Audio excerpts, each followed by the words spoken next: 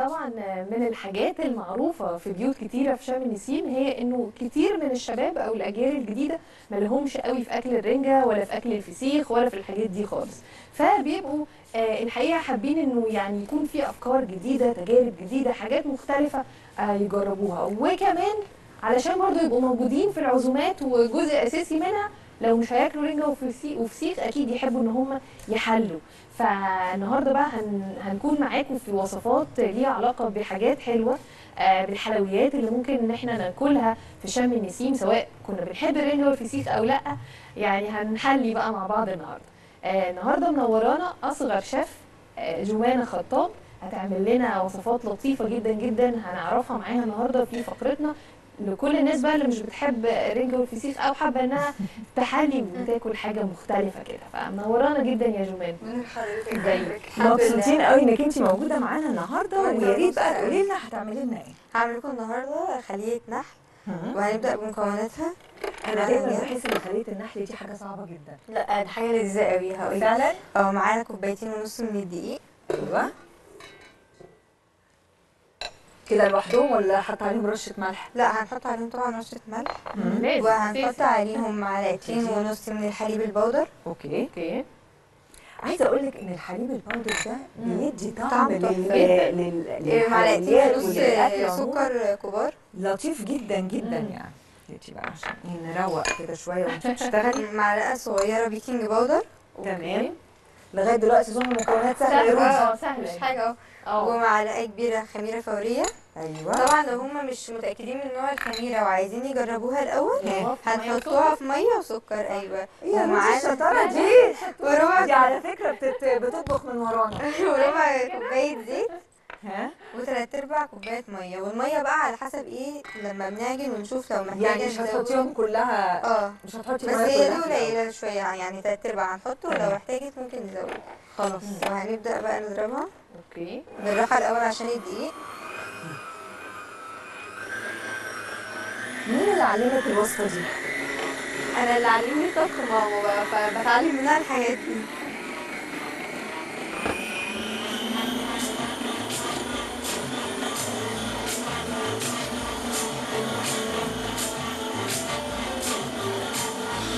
هنحتاج ميه كمان كده. واضح ان مامتها شاطره يعني.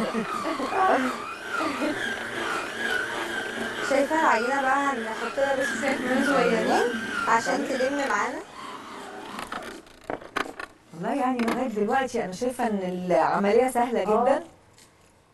كده تمام.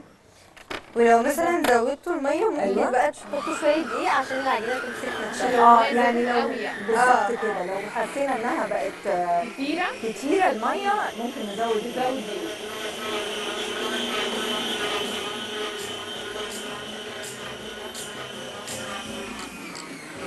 العجينه بقى بتاعتنا ابتدت تلم. ايوه. طب بتسيبيها تخمر قد ايه؟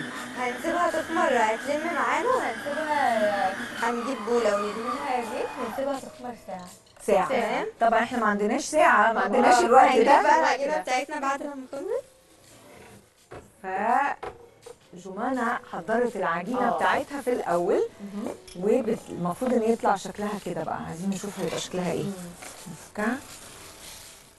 مش عارفه افكها. هنفكها احنا طبعا كل ده عشان ايه؟ تخمر صح بالظبط كده عشان ما يدخلهاش الهواء. لا رودي قويه جدا. ايوه انا شاطره قوي. شايفه ما شاء الله على العجينه. الله. شكلها هايل هايل هايل فعلا كده خمرت. وانت قلتي ساعه بس مش كده؟ ساعه. حلوه قوي. ساعه كويس قوي. وهنبدا ان احنا نطلعها. عايزه اقول لك انه ممكن مثلا لو حد بيشتغل او وراه مشاوير او حاجه ان هو يحضرها يخمرها يخمرها ويسيبها. وبعد كده بعد ما ترجع ست البيت من الشغل او من المشاوير بتاعتها تعملها لو عندك وخلاص. بالظبط. وتطلع يعني سهله مخمره كده وشكلها حلو. بالظبط سهل. جمانة، انت من امتى قررتي تدخلي المطبخ بقى؟ من وانت عندك كام سنه؟ انا بدات من وانا في 6 ابتدائي. يا نهار ابيض. طب وانت في كام دلوقتي؟ اولى ثانوي. اوكي طب برافو. طب وايه اكتر حاجه انت بتعمليها حلو؟ انا بعمل الدجاج المشوي حلو قوي، بعمل الكبده ها دلوقتي كده معايا العجينه، هبدا ان انا اقطعها كده. ما شاء الله بتقطع. عملتي كام طبخه وما نجحوش؟ لا مفيش، انا يعني ببقى والله جامده جدا. عايزين رشه جداً. دقيق. رشه دقيق علشان ايه رشه دقيق؟ علشان ما تلزقش ما كده. تلزقش في ال مفيش دلوقتي ما رشه. فيش هي دلوقتي احنا احنا استخدمنا هنحط الدقيق رشه كله. دقيق. استني هقولك، في شويه دقيق هنا هنلاقي يا دوب رشه صغيره بس، هي ما حاجه هي بس رشة ايه صغيره. صغيرة. الرشه جداً. الصغيره دي؟ ايوه هنعمل على الجزء ده. ايوه تمام خلاص بس كده. رشه دقيق. وهنبدا نقطعها بالنص كده. اه النص اللي احنا قطعناه نقطعه بالنص. طب انت قلتي ان مامتك هي اللي علمتك ازاي تطبخي، هل في وصفات انت ابتكرتيها وقررتي انك انت تجربي وتشوفي دي حاجه مثلا فيها ولا بجرب لأ؟ ومش بعمل ايه اللي هو نفس اللي ممكن ازود مثلا التوابل بتاعتي انا حلو الحاجه أوي اللي انا بقى. حباها. الأفكار دي بقى. الابتكارات بقى. اه طب كده. قولي لنا اخترعتي ايه كده؟ ما انا قلت لك انا ما اخترعتش. انا مثلا بعمل الاكله بس بطريقه تانية. طيب ما ده اختراع برضه. بحط عليه مثلا توابل حاجه كده يعني. ايوه يعني تزودي حاجه مكونات. يعني الدجاج المشوي بعمله مثلا بكذا طريقه، في ليه كذا تتبيله. بعد لما بنقطعها كده كور بنلم العجينه على بعض كده. ايوه عايزين بقى نعرف انت هي ليه اتسمت خليه النحل؟ عشان هي كده ايه تحسيها كده مدوره كده، وبتسقيها ممكن تسقيها بقى من فوق كده عسل. الله. بيبقى جواها عسل، حليب حلوة دي. مكثف، حلوة الحاجه دي. اللي موجوده عندكم. الحاجات اللي بتتخن يعني تقدر تعمل. ما فيهاش سعرات حراريه خالص. بس تمام شايفه بقى بنعملها كده. هنعملها بقى كلها كور كده. وهنسيبها مده ايه تلت ساعه كمان تخمر. بس قبل ما نسيبها تخمر هنحشيها. احنا هنحشيها دلوقتي هتحشيها ايه بقى؟ بصوص شوكولاته.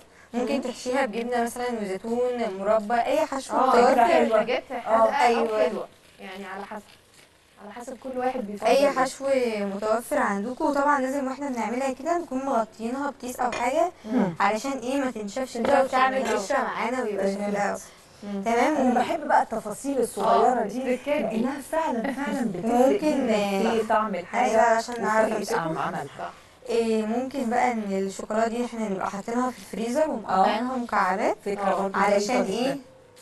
ما تسيبش تبقى مننا. بس متجمدة، هي تبقى دلوقتي مش جامدة. جامده، فاحنا ايه هنعملها كده. طيب وبتدخليها الفرن بقى تقعد قد وقت إيه قد بقى؟ ايه؟ بتقعد تلت ساعه بس. احنا هنقفل عليها بقى كده ها. كلها.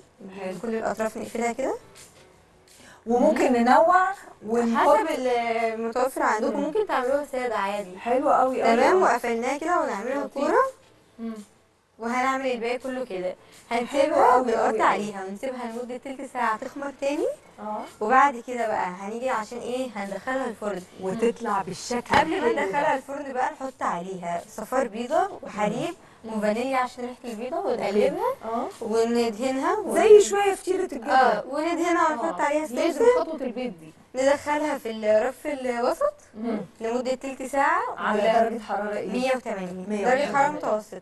ولما تخلص نطلعها دقيقه على الشوايه علشان تاخد اللون اللي احنا شايفينه. جميل. وهنبدا بقى ممكن نزينها كده ايه بصوص الكراميل، حليب مكثف لو عندكم، عسل، اي حاجه تحبوها. حلو جدا حلوة أوي جدا أوي جدا أوي. فكره لطيفه قوي جدا. وبسيطه وخفيفه وسهله. سهلة. وممكن لو حد مثلا رايح زي مثلا عارفه أيوة الخروجات لو- اللي شفناها اللي زميلتنا سالي وريتها لنا النهارده ان ياخدوا معاهم خليه النحل أيوة. دي حقيقي وحلوه قوي بيبقى بجد طعمها حلو ومش أوي. صعبه سهلة خالص.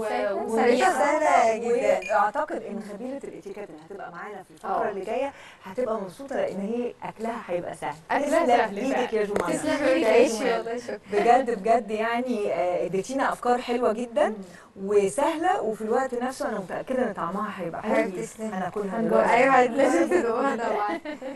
ناخد نورتينا يا فاصل جمانة. ونرجع نكمل باقي فقرات بيت السفيل العسل.